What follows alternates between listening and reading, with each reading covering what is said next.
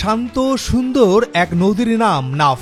পাহাড় সমুদ্র ছুঁয়ে প্রবাহিত হয় এই আন্তর্জাতিক নদী। বাংলাদেশ ও মিয়ানমারকে দুই ভাগে ভাগ করেছে নাফ। কিন্তু এই নদী সাক্ষী হয়ে আছে এই শতাব্দীর সবচেয়ে নৃশংস গণহত্যা, নিজ জন্মভূমি থেকে বিতাড়িত হয়ে আসা লাখ লাখ বাস্তুচ্যুত মানুষের কান্না ভেজা চোখের। এই নদী দেখেছে এক পাশের নৃশংসতা আর অন্য পাশের মানবিকতা।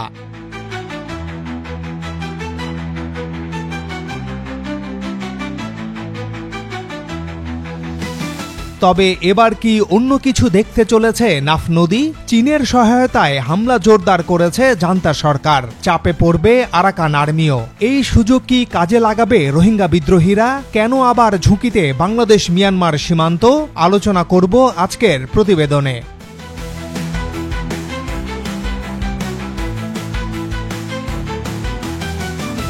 বাংলাদেশ মিয়ানমার সীমান্তে নতুন অস্থিরতা।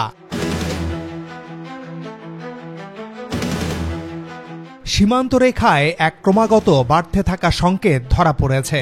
গত 11 আগস্ট 2025-এ বর্ডার গার্ড বাংলাদেশ বিজিবির উখিয়া ব্যাটালিয়নের এক বর্ডার পোস্টে এক যুবক অস্ত্রসহ আত্মসমর্পণ করে। তিনি নিজেকে আরাকান আর্মির সদস্য বলে দাবি করেছেন এবং সঙ্গে ছিল একটি AK-47 রাইফেল, 2টি ম্যাগাজিন ও 52 রাউন্ড গোলাবারুদ। এই ঘটনার সময় তিনি জানান, রাখাইনের মাউন্ট গদাউ ক্যাম্প থেকে তিনি পালিয়ে আসেন কারণ নিজেদের নিরাপত্তার নিশ্চয়তা নেই। তিনি আরও বলেছিলেন, প্রায় 300 জন আরাকান আর্মি সদস্য বিভিন্ন ক্যাম্প থেকে পালিয়ে গেছে এবং তাদের মধ্যে অনেকে হয়তো বাংলাদেশের সীমান্তে আসতে পারে।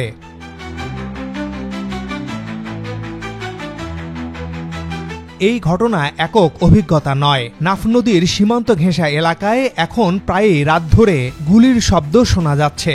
অস্ত্রধারী আরাকান আর্মির সদস্যরা বাংলাদেশে ঢুকে পড়ার পর তাদেরকে ফিরে যাওয়ার আহ্বান জানাতে দেখা গেছে বিজিবি সদস্যদের।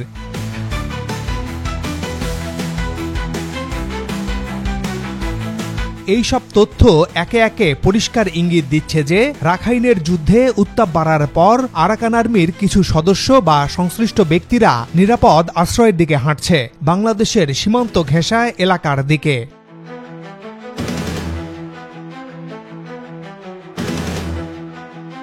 ফলে 2025 সালের শেষ প্রান্তে এসে আবারও অশান্ত হয়ে উঠছে বাংলাদেশ মিয়ানমার সীমান্ত। নাফ নদীর ওপারে চলছে মিয়ানমারের সামরিক জান্তা ও বিদ্রোহীদের সংঘর্ষ, যার প্রভাব ক্রমেই বাংলাদেশ সীমান্ত পর্যন্ত ছড়িয়ে পড়ছে।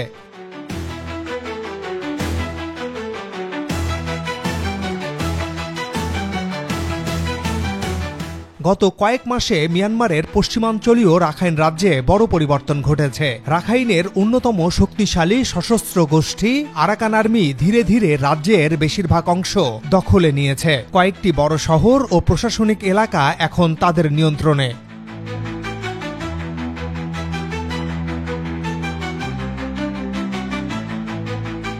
রাখাইন রাজ্যের এই অগ্রযাত্রা মিয়ানমারের সামরিক জান্তাকে চাপে ফেলেছিল, কিন্তু সম্প্রতি তারা চীনের সহায়তায় পাল্টা অভিযান শুরু করেছে। মিয়ানমারের সেনাবাহিনী গত কয়েক মাসে দেশ জুড়ে একাধিক ফ্রন্টে পরাজিত হচ্ছে। শান, কাচিন, চীন, কারেন ও আরাকান প্রায় সর্বত্রই। বিশেষ করে রাখাইনে আরাকান আর্মি এখন রাজ্যের প্রায় 2/3 এলাকা নিয়ন্ত্রণ করছে। এই আরাকান হচ্ছে মিয়ানমারের গেটওয়ে টু দ্য সি, কারণ এটি বঙ্গোপসাগর লাগোয়া। চীনের বেল্ট অ্যান্ড রোড প্রকল্প, ক্যাকভিউ ডিপ সি পোর্ট ও চায়না মিয়ানমার ইকোনমিক করিডোরের একটি গুরুত্বপূর্ণ অংশ। তাই এই অঞ্চল হারালে চীনের কৌশলগত বিনিয়োগও হুমকির মুখে পড়বে, যা জান্তা সরকারকে আরও আগ্রাসী হতে বাধ্য করবে।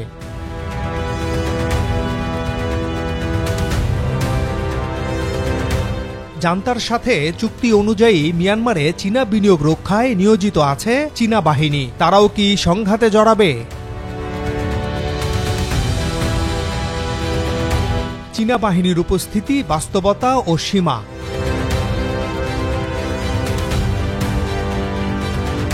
মিয়ানমারে আনুষ্ঠানিকভাবে চীনা সেনা মোতায়েন নেই, কিন্তু বাস্তবে আছে চীনের সিকিউরিটি টেকনিক্যাল টিমস। এই বাহিনীগুলো মূলত 3 শ্রেণীতে ভাগ করা যায়। Chinese private security contractors PSC, people's armed police এর কিছু সীমিত সদস্য যারা কূটনৈতিক নিরাপত্তায় কাজ করছে। চাইনিজ মিলিটারি লিয়াজো অফিসার্স, যারা মিয়ানমার সেনাবাহিনীর সঙ্গে সরাসরি যোগাযোগ রক্ষা করে।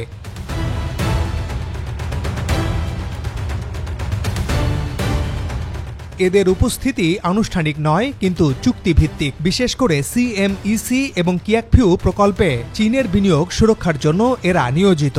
চীন সাধারণত তার বিনিয়োগ রক্ষায় সরাসরি যুদ্ধে অংশগ্রহণ করে না, তবে কয়েকটি পরিস্থিতিতে তারা অ্যাক্টিভ প্রোটেকশন মোডে যেতে পারে। যদি আরাকান আর্মি কিয়াকফিউ বন্দর, গ্যাস টার্মিনাল বা পাইপলাইন নেটওয়ার্কে হামলা চালায়, তাহলে নিরাপত্তা ইউনিট সরাসরি পাল্টা ব্যবস্থা নিতে পারে। বন্দরের অভ্যন্তরে প্রতিরক্ষা, ড্রোন নজরদারি ও স্থানীয় মিয়ানমার সেনার সঙ্গে যৌথ অভিযানে সহায়তা করতে পারে।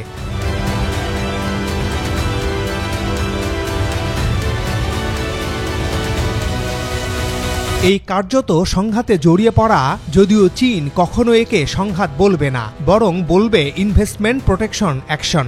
যদি মিয়ানমার সেনাবাহিনী রাখাইন থেকে পিছিয়ে পড়ে, তাহলে চীন তাদের বাণিজ্যিক করিডোর সুরক্ষায় সীমান্ত পারের কিছু পিপলস লিবারেশন আর্মি PLA ইউনিটকে সীমান্ত টহল বাড়ানোর নামে মোতায়েন করতে পারে। এটি হবে একটি ডি ফ্যাক্টো মিলিটারি প্রেজেন্স, যা আন্তর্জাতিকভাবে খুব স্পর্শকাতর পদক্ষেপ।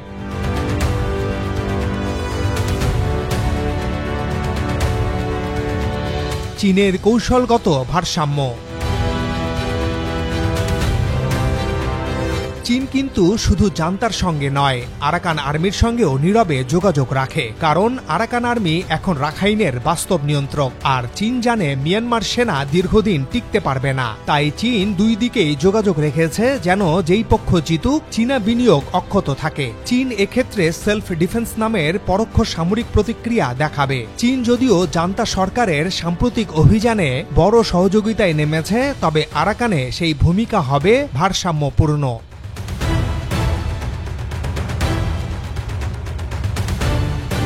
আরাকান দখলে রোহিঙ্গা গোষ্ঠীগুলোর ভূমিকা।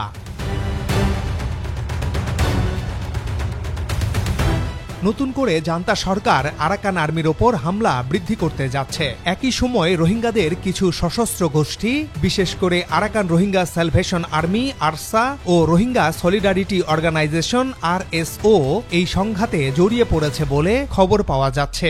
আরাকান আর্মির অভিযোগ, এই রোহিঙ্গা গোষ্ঠীগুলোর কেউ কেউ বাংলাদেশের সীমান্ত এলাকা ব্যবহার করছে।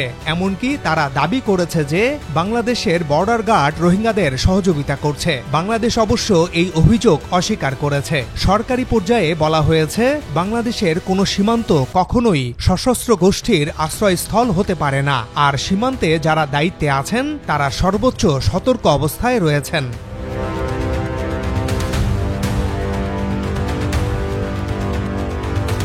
এখন যদি জান্তা সরকার আরাকান আর্মির বিরুদ্ধে বড় অভিযান শুরু করে, তাহলে দুটি পরিস্থিতি তৈরি হতে পারে। জান্তার সাথে অঘোষিত সমঝোতায় যেতে পারে রোহিঙ্গা গোষ্ঠীগুলো, তবে প্রকাশ্যে জান্তার সঙ্গে রোহিঙ্গাদের হাত মেলানো মানে আন্তর্জাতিকভাবে আত্মঘাতী পদক্ষেপ, কারণ রোহিঙ্গারা এখনও আন্তর্জাতিক সমর্থনের ওপর নির্ভরশীল।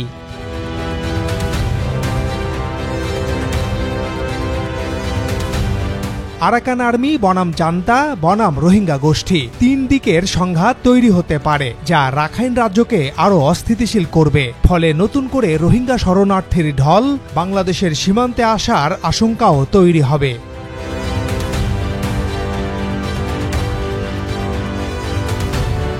বাংলাদেশের জন্য চ্যালেঞ্জ। এই পরিস্থিতি বাংলাদেশের সামনে একাধিক জটিলতা তৈরি করেছে। প্রথমত, নিরাপত্তা। সীমান্তে কোনো অঘটন বা ঢুকে পড়া সংঘাতের আশঙ্কা সবসময় থাকে। দ্বিতীয়ত, মানবিক সংকট। নতুন করে শরণার্থী প্রবেশের আশঙ্কা বাড়ছে। তৃতীয়ত, কূটনৈতিক ভারসাম্য। একদিকে মিয়ানমার জান্তা ও চীনের ঘনিষ্ঠতা, অন্যদিকে বাংলাদেশের নিরপেক্ষ অবস্থান রক্ষা করা এখন আরও কঠিন হয়ে পড়েছে।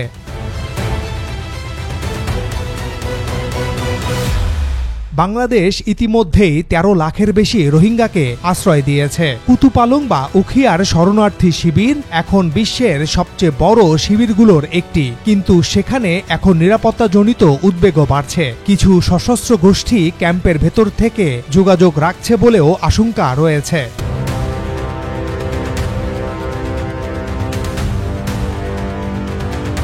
আরাকান এখন মিয়ানমারের চূড়ান্ত যুদ্ধক্ষেত্র হতে যাচ্ছে। জান্তা সরকার চীনের চাপ ও নিজেদের অস্তিত্ব রক্ষায় রাখাইন পুনর্দখলে সর্বশক্তি প্রয়োগ করবে। কিন্তু রোহিঙ্গা গোষ্ঠীগুলো এই যুদ্ধে নামলে তা আরাকানের ক্ষমতার ভারসাম্য আরও জটিল করে তুলবে, যেখানে জাতিগত, ধর্মীয়, কৌশলগত ও আন্তর্জাতিক স্বার্থ সব একসাথে জড়িয়ে গেছে। বাংলাদেশও এই সংকট থেকে মুক্ত নয়। একদিকে নিরাপত্তা, অন্যদিকে মানবিক দায়িত্ব।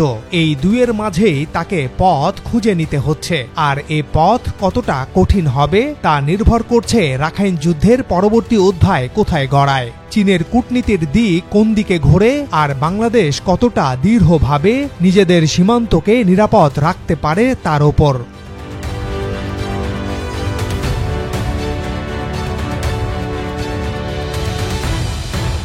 দর্শক, রোহিঙ্গাদের কি আরাকানে নিজেদের মর্যাদা ফিরে পেতে লড়াই করা উচিত? সে লড়াইয়ে চীন কি রোহিঙ্গাদের পাশে থাকবে, নাকি আরাকান আর্মির সাথে রোহিঙ্গাদের জোট তৈরি করে জান্তার বিরুদ্ধে লড়া উচিত? আপনাদের মতামত জানান। সবাই ভালো থাকুন, সাবস্ক্রাইব করে আমাদের সাথে থাকুন।